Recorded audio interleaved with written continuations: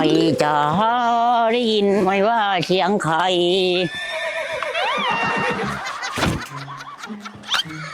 เหมือนเสียงคนร้องไห้สุดขันเลยวะขันขนาดวะว่าเฟื่องขึ้นบนเด็กเกือกเฟื่องนะ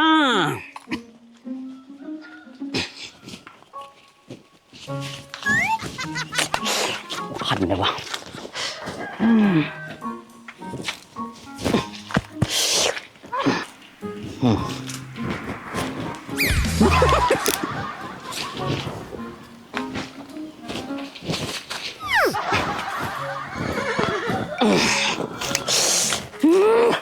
กูขนไม่อีกฮะเมียก็ได้ไม่ก็อยู่ของไม่อยากให้กูมาขนไม่เดี๋ยวไปเฮ็ดเถียงหน้าพอละเดี๋ยวก็ฮอดปีใหม่แล้วโอ้เว้ย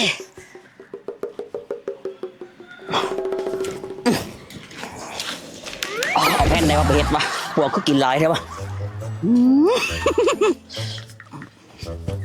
โอ้โหตายนอนหลับบ่นอนมาดิครับโอ้ย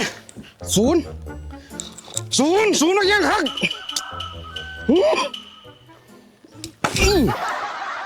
แหมหนูอยู่ซื้อบ่เป็ดได้เด้ตัดหันตัดนี่อยู่อ้าวไม่ยังหรอกตั้มจ้าไปเทมาน่ะศูนย์เนี่ยศูนย์นี่สู้ยังศูนย์นี่เขาจ้างตาโคกแต่นี่ผู้ใดจ้างฮะผู้ใดจ้างเมียจ้างเป็นยังเมียจ้างไปยังตัดโคกแต่ทิมไปกกแต่ทิมหลังสวนนี่แหละสวนน่ะเขา ไปยังขึ้นไปตัดทิมกกแต่ที่สวนข่อยแล้วว่าไปขอเลข3 งวด 4 งวดบุถือแค่เครือว่าสำนะเมียเจ้าไปขอเลขกกแต่น่ะโมเมนต์ตัดทิมลงแล้วขอจะงวด4 งวดนะแม่บ่ถือจะงวดเลยแค่งวดตัดจงไว้ยังว่าซั่นบ่ดิทิมเลยว่าซั่นเลยนี่มาเฮ็ดหยังนี่ยาเมียให้หาไม้แป้น